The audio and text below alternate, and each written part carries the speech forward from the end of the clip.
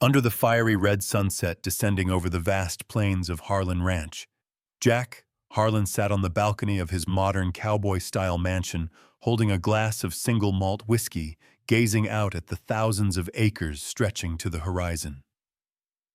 He was a billionaire not from oil or tech, but from an empire of organic cattle ranching and smart farming systems spanning Texas. Forbes once dubbed him the cattle king of the 21st century. But money couldn't buy happiness. 6 months ago, Anna, the wife he loved more than life itself, had passed away from a vicious cancer. She was the heart of this empire, the one who turned Jack's wild ideas into reality. Lily, their 5-year-old daughter, had once been their greatest joy. She inherited her mother's blue eyes and a smile as radiant as dawn. But since the funeral, Lily had gone silent, not a word. Top psychologists flown in from Houston by private helicopter all shook their heads. Severe psychological trauma, they said. Jack spent millions building a private playroom for Lily, hiring professional nannies, but the girl only sat by the bulletproof window staring at the automatically irrigated fields, her tiny hands drawing meaningless circles on the glass. He had tried everything. Private jets to Disney parks, yachts in the Caribbean, but Lily remained mute. Jack hired a string of helpers from certified nurses to Montessori teachers, but none lasted more than a month. Lily didn't cry, didn't smile. She simply existed. Then Emily arrived. She applied through the elite recruitment agency Jack used for household staff. Emily Harper, 27, formerly a preschool teacher at an international school in Dallas. But after her parents died in a private plane crash, she needed a fresh start. "I can't promise to make her talk," Emily said during the interview in Jack's private office, her voice soft but firm. "But I'll be with her every day." Jack reviewed her file, outstanding credentials, glowing references from the school principal, and a photo of Emily smiling with children. He nodded. "You'll have your own apartment in the guest wing, triple market salary, and a personal car. But if Lily doesn't improve in 3 months, I won't keep you." Emily moved in the next day. The guest wing was a small villa with its own pool, but she chose the room closest to Lily. From day one, Emily began talking. No pressure. She sat on the imported Persian rug, playing with the $1,000 doll set Lily got for her birthday. "Look at that calf out there, Lily. It's jumping like it's doing ballet." Lily didn't respond, just stared. But Emily didn't give up. Every morning she told stories about rabbits in the organic garden, about twinkling stars in the Texas night sky. She sang lullabies in a clear, soothing voice, even though Lily showed no reaction. Jack monitored via security cameras installed throughout the house. He saw Lily start to smile, a tiny grin when Emily made a funny face with an apple, then a bigger one when Emily pretended to be a calf. Jack called the psychologist. "She's done it." The doctor was stunned. No meds, no therapy. Emily didn't just care for Lily. She managed the entire staff from Michelin-trained chefs to horse trainers. She cooked traditional Texas dishes in the massive industrial kitchen barbecue from the ranch's own Wagyu beef crispy cornbread with organic butter. The aromas spread through the modern ventilation system, chasing away the mansion's cold emptiness. Jack started coming home earlier, skipping Houston board meetings. He sat with Emily on the porch, watching the sunset. "Anna used to sit here," he said, voice low. Emily listened without judgment. "She must have been an extraordinary woman," she replied. Lily changed. She no longer sat alone. Emily took her to the garden, picking wildflowers among the hydroponic vegetable beds.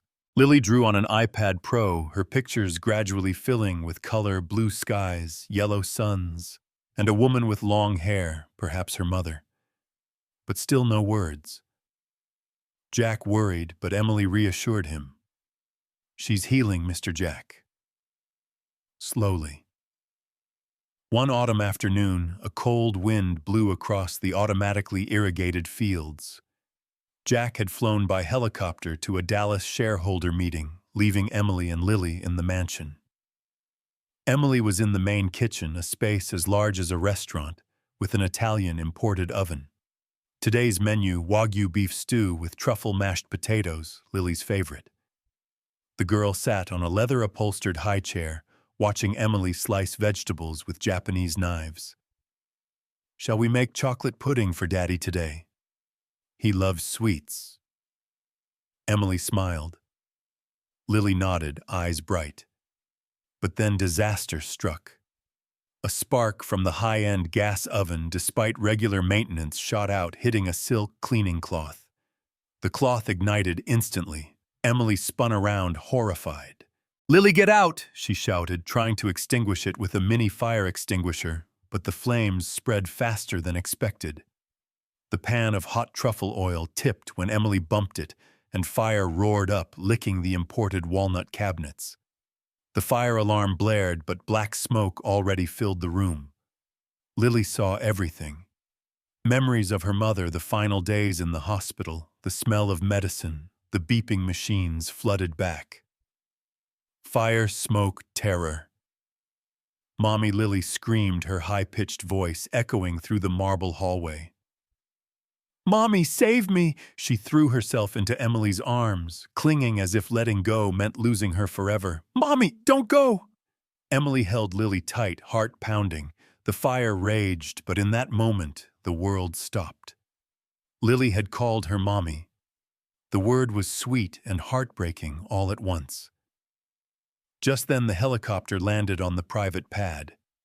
Jack burst in suit, disheveled, sweat dripping. He'd heard the screams through the emergency comms system.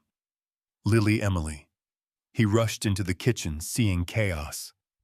The automatic sprinkler system had activated, but flames still burned near the cabinets. Jack grabbed the industrial fire extinguisher, spraying hard.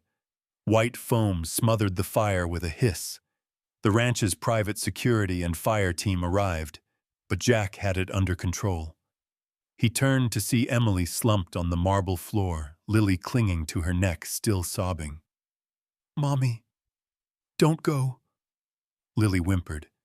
Jack knelt, voice trembling. "Lily, you spoke. You called Emily. Mommy." Emily looked up, eyes red. "I'm sorry, Mr. Jack. I didn't mean to." Jack pulled them both into his arms. "No, don't apologize. Thank you." He kissed Lily's forehead, then looked at Emily. "You brought her back. And you brought me back." That night, a professional cleanup crew flew in from Dallas, repairing the kitchen overnight. They ate dinner in the main dining room under a crystal chandelier. Lily sat between them, holding Emily's hand. She spoke, voice small but clear. "I was scared of the fire, like when Mommy was sick." Jack hugged her, telling stories of Anna, the woman who built this empire with him. Emily shared about her own parents. For the first time, the mansion echoed with a child's laughter. In the days that followed, Lily spoke more. She called Emily Miss Emily in front of Jack, but when alone, it was still Mommy. Jack didn't correct her. He realized his own feelings. Emily wasn't Anna, but she was new light in this cold empire. One evening, under the Texas starlit sky on the balcony overlooking the LED-lit fields, Jack took Emily's hand. "Will you stay forever, not as staff, but as family, as my wife?" Emily nodded, tears streaming. "I've belonged here for a long time." Lily ran over, hugging them both. "Mommy, Daddy, dinner time, I want pudding." Harlan Ranch came alive again. Money had once bought everything except happiness, but love from a simple girl and a once silent child had done what billions couldn't. Across the endless plains, a new family formed from the ashes of pain, the silence of loss, and a sudden fire that ignited hope.